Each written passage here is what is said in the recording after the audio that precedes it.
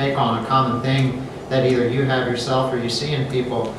So the next question I'm going to ask to kind of go down the line, and you can either answer this kind of from yourself, the biggest mistake either you've made or the biggest mistake you see experienced or beginner runners make. Maybe just a couple just common ones, because we'll probably have some different answers there, but we'll just start with Danny. Either a common, you see a lot of runners every day, a common thing you see either in beginners. Okay, or, why do I have to answer the question first? We have a... I'm just kidding. We'll go the other way? Yeah, go ahead. Okay, well, you can think. No. Think about what you're I'm just joking. I mean, the biggest mistake I see is people, I call it the fast food mentality. I wrote about this in my book. We want it our way and we want it now. So if we get off the couch, I'm running a marathon in 12 weeks. Now, that is the number one mistake. It's great to be motivated, and it's great to want to change your sedentary life or wherever you're stuck at the moment.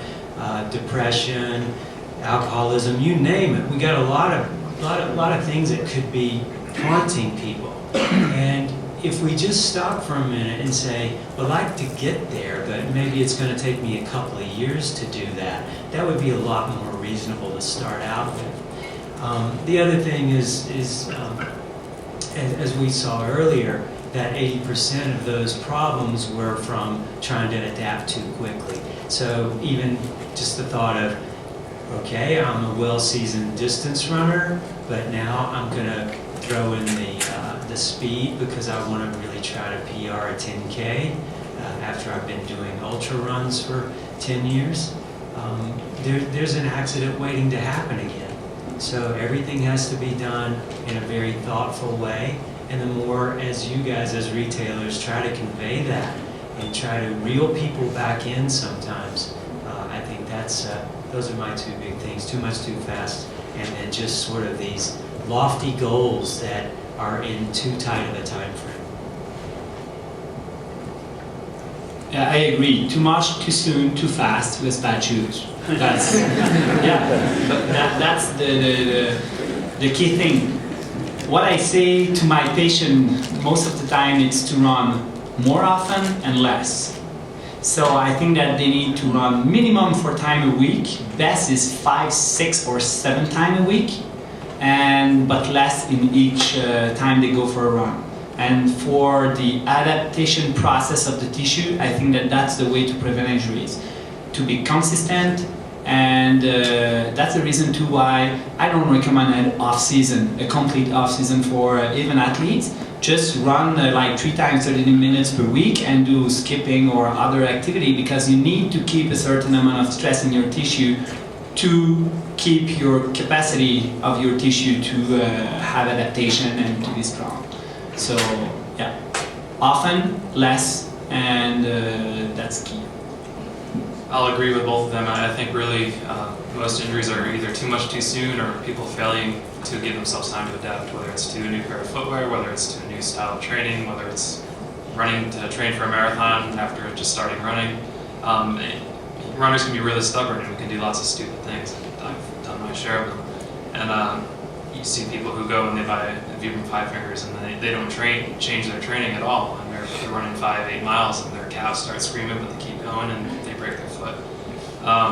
So I really think it's critical that people need to understand, and runners in general need to understand, that we're not machines. We're an adaptable biological entity, and we need to give ourselves time to adapt. If we don't do that, you're going to run into trouble. Yeah, I completely agree with what these guys have had to say. I think, it's just an athlete's nature. We don't do everything in moderation, and I think that's a big mistake that most people make. It's all or nothing. So if we want to start running, we want to start running now, and we don't want to wait. As Danny said, you set that goal pretty high from the beginning, and you don't give yourself time to reach that goal over time. You want to do it now. So I think that's the big thing.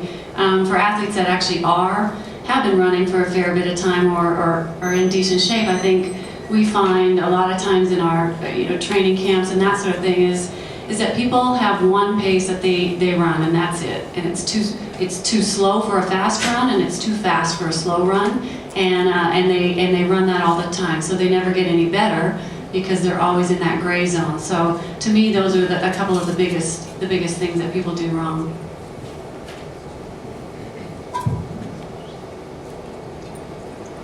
And like everybody's talked about, it's about capacity, your ability to run, and tolerance, you'll be able to run for longer periods of time. We do the same thing with our patients. We have them run or do their exercises much more frequently with much less intensity many times per day.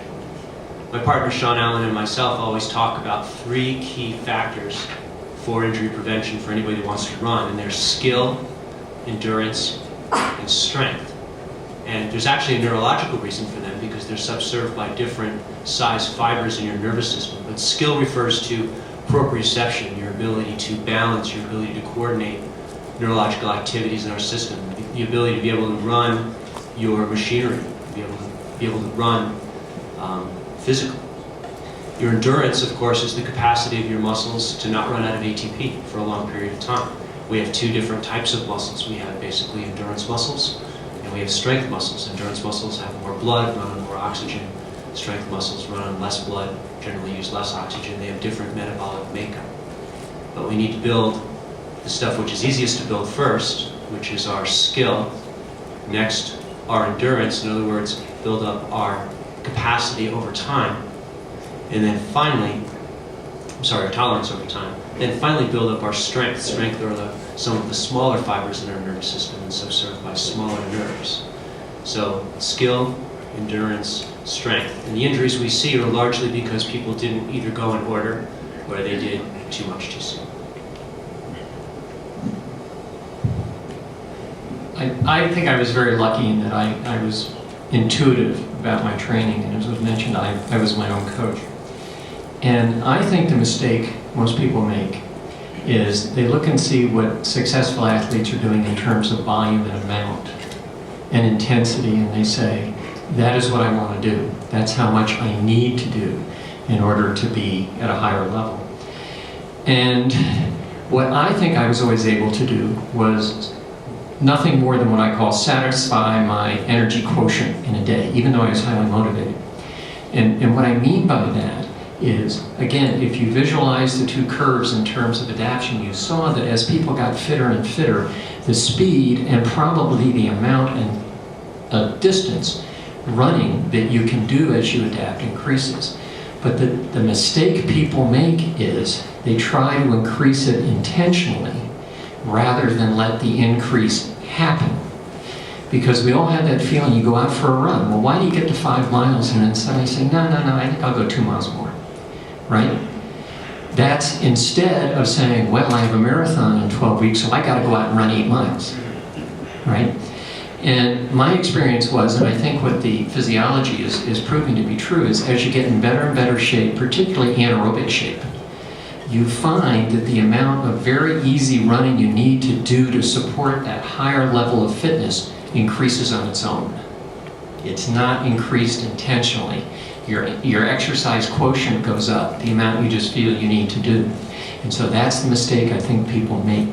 They force themselves to run more rather than just let it happen. And that doesn't mean that you don't get to a point in the workout and say, well, I'm going to go a little bit further. The way I've always done that over time is always set my workout on a particular day so I can do it on a bad day. So that I'll get to that point and then see whether that exercise quotient has been filled. And if it has, I stop. And if it hasn't, then I do a little bit more. And I find over time, as I get fitter and fitter, the overall amount of training and the intensity just increases on its own. I don't try to mandate it.